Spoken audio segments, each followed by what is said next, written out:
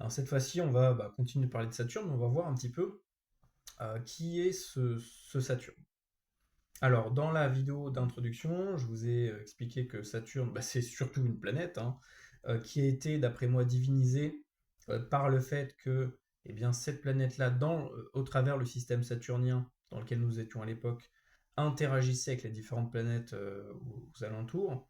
Les premiers humains ont divinisé cette planète et ont commencé à vouer un culte envers elle pour tout simplement éviter des cataclysmes et tout simplement parce que pour eux, voilà, c'était forcément quelque chose qui interagissait, qui avait cette force de cataclysme, de modification de tout l'environnement. C'était forcément un dieu. Il y avait qu'un dieu qui pouvait faire ça. Et donc, Saturne était forcément euh, un, un dieu, tout simplement. Et donc petit à petit, ça s'est retrouvé dans différentes traditions, on va dire, notamment chez les Grecs, hein. On va le retrouver surtout à cet endroit-là. En tout cas, c'est ici qu'on va retrouver le plus d'informations, d'après moi, sur qui était vraiment Saturne, comment on le représentait, quels étaient les cultes, les déviations euh, et cette satanisation progressive de ce dieu. Parce que je pense que c'est comme partout, c'est comme dans tout, c'est qu'au tout début, au commencement, les choses sont pures, et d'ailleurs c'est ce qu'on peut même retrouver dans la logique de la Genèse, hein. C'est qu'au tout début, on vit heureux, on vit au paradis, dans le jardin d'Éden, et puis petit à petit, ça se satanise jusqu'à ce que l'apocalypse arrive, et là c'est le bordel complet. Mais on commence toujours par quelque chose qui est équilibré et qui est bien. Et, euh, et donc à un moment donné, le culte de Saturne, euh, donc déjà Saturne, comment est-ce qu'on le représente? Quels sont les différents symboles liés à Saturne, qu'on va ensuite appeler Chronos. Alors il y a différents Chronos qu'on va ensuite faire fusionner, donc c'est un petit peu un jeu de piste, hein. Il faut vraiment comprendre que c'est un jeu de piste tout ça. Mais ça va être le dieu lié à la mort. Ça va être le dieu. Alors, je vais faire fusionner un petit peu, je prends tout, hein. Je prends Chronos, les différents Chronos et Saturne, et je vais faire un petit gloubi-boulga de tout ça, parce que sinon, on va pas s'en sortir. Parce que c'est généralement, enfin, grossièrement, c'est toujours le même truc qu'on va retrouver. Euh, donc, ça va être lié à la temporalité, au monde matériel, à tout ce qui va toucher le commerce, à tout ce qui va toucher le temps, le poids, la mesure. Et d'ailleurs, ça va être vraiment ces symboles. Les symboles de Saturne, c'est quoi? Ça va être déjà une sphère avec un anneau qui va tourner autour, hein, qu'on peut retrouver d'ailleurs chez quasiment toutes les entreprises, hein, que vous prenez Nike, Boeing, NASA et bien d'autres. Vous allez voir que Saturne, on le retrouve partout. Donc, dès que j'entends des gens dire le culte de Saturne, c'est un fantasme, ça n'existe pas, c'est du plocontisme, ouais, bon, moyen, hein, vous n'allez pas me la faire. Et donc, euh, qu'est-ce que je disais? Oui, au niveau de ces symboles, ça va être lié, voilà, tout ce qui va toucher au poids et à la mesure. Donc, ça va être déjà la mort, donc ce qui va être la faucille, hein, la faux, je pense que c'est l'entité qu'on appelle la mort. En réalité, c'est Saturne.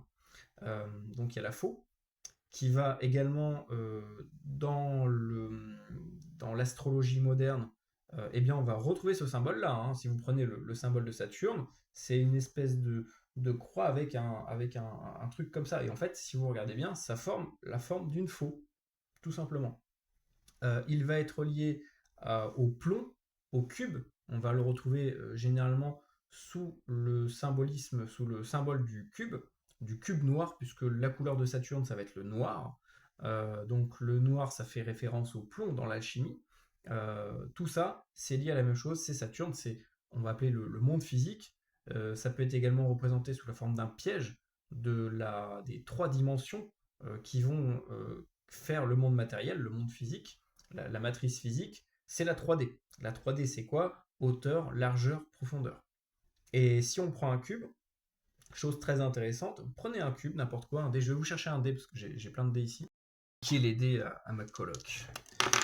Alors, si on prend un dé, un cube, hein, vous ne verrez jamais, c'est impossible de voir euh, plus de 3 côtés en même temps, avec l'œil humain, bien entendu, hein. Si on prend un miroir, ça marche plus. Pourquoi? Parce que bah, on a un angle à 90 degrés qui fait que on ne pourra jamais voir plus de 3 angles sur un cube. Alors ça, ce symbole, hein, du piège du cube, on le retrouve bah, d'ailleurs dans le film Le Cube, qui est un piège dans lequel les gens sont enfermés. Donc ça peut aussi faire allusion au piège, au fait que l'humanité, on est tous plus ou moins piégés dans ce cube, qui fait référence, voilà, à tout ce qui va être terrestre, la Terre, hein. La Terre, ça a un lien avec Saturne. Ça va également avoir un lien avec la couleur rouge, si je me trompe pas, hein, c'est ça, c'est dans les chakras. La couleur rouge, c'est la couleur la plus basse, d'ailleurs, c'est le spectre lumineux, hein. Si on prend le spectre lumineux, ça va de l'infrarouge à l'ultraviolet. L'infrarouge, c'est la couleur la plus... Ah, c'est rigolo parce que je suis en train de parler de ça, je suis tombé sur une boîte de Magic, et on a le rouge et le violet. Vous voyez, à chaque fois, c'est toujours deux opposés. Comme quoi, il n'y a pas de hasard. Vraiment, je ne l'ai pas du tout réfléchi, c'était posé devant moi. Comme quoi, les indices sont partout. D'autres symboles seront le chiffre 7. Pourquoi? Donc le 4, ça fait référence au cube. Le 7, ça fait référence à la faucille. Alors, le 7 pourrait éventuellement nous permettre aussi de faire le lien avec d'autres choses, hein.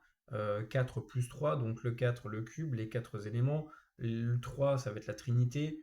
Les 2, qu'on va retrouver d'ailleurs en alchimie, vont former le chiffre 7, qui est le chiffre de la fusion entre le monde matériel et le monde divin. Donc le monde divin, le triangle, la trinité, le monde matériel, le cube, le carré, le 4. Bref, voilà, ça c'est les chiffres de Saturne. On va également retrouver le 3, le 6, le 9, bref, des chiffres primordiaux qu'on va retrouver partout, hein, partout dans notre monde. Ces chiffres vont systématiquement revenir. Je crois que c'était d'ailleurs Tesla qui avait dit le secret de l'univers se trouve dans les chiffres 3, 6 et 9. Et ben voilà, on y est. Parce que ben, le Saturne, c'est le monde matériel et c'est toutes les lois, toute cette règle mathématique qui fait que le monde autour de nous va fonctionner. Voilà, pour moi, c'est comme ça que je l'interprète d'une certaine manière. Au niveau de ces autres symboles, on va le retrouver sous la forme de la balance qu'on retrouve aujourd'hui dans le monde, dans le domaine juridique. Donc là, ça va faire un lien avec le domaine juridique que j'avais commencé à traiter. Ça fait également le lien avec le temps, la temporalité. Je rappelle que le temps tel qu'on le connaît aujourd'hui, de base, a été créé dans un but financier. Et qu'en droit, le temps n'existe pas. Et que le temps peut être altéré. Que le temps est défini par un contrat. Voilà, il n'y a que ça qui définit la temporalité. Donc, est-ce qu'on peut dire que aujourd'hui, puisqu'on est tous réglés sur la même horloge, et que dans le domaine juridique qui régit absolument toutes nos règles sociétales, on retrouve le temps qui va voilà, définir notre rythme de vie, est-ce qu'on ne pourrait pas se poser la question de est-ce qu'on ne serait pas tous coincés dans une sorte de contrat géant, de contrat universel, euh, lié par une sorte de contrat implicite, ce qu'on pourrait même appeler limite un dol en droit, euh, dans lequel on est tous coincés et dans lequel on doit tous répondre à des obligations qu'on n'a même pas consenties. Bref, voilà, ça va faire un petit lien avec le juridique. En tout cas, voilà un petit peu au niveau des symboles, j'espère que j'en ai pas oublié. Couleur, c'est un petit peu bizarre parce qu'on retrouve à la fois la couleur violette et à la fois la couleur rouge, puisque dans les premiers temps, il était dit que l'atmosphère était entre le rouge et le violet. Alors, c'est pas du tout les mêmes couleurs au niveau du spectre lumineux, mais voilà, il y a un petit peu de son de cloche, donc je sais pas trop quoi croire exactement. Je sais pas si je l'ai dit, en tout cas. Après, sa couleur principale, c'est le noir qu'on va retrouver également dans tous les cultes. Le culte de la pierre noire, donc ça renvoie à des religions que vous connaissez aujourd'hui, qui sont liées à des cubes et à la pierre noire.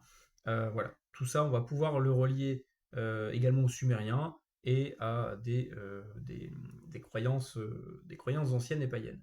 Voilà, bon, j'arrive à 10 minutes, on va couper là. N'hésitez pas à soutenir mon travail dans le petit Tipeee, posez vos questions, vos suggestions, et je vous dis à très bientôt.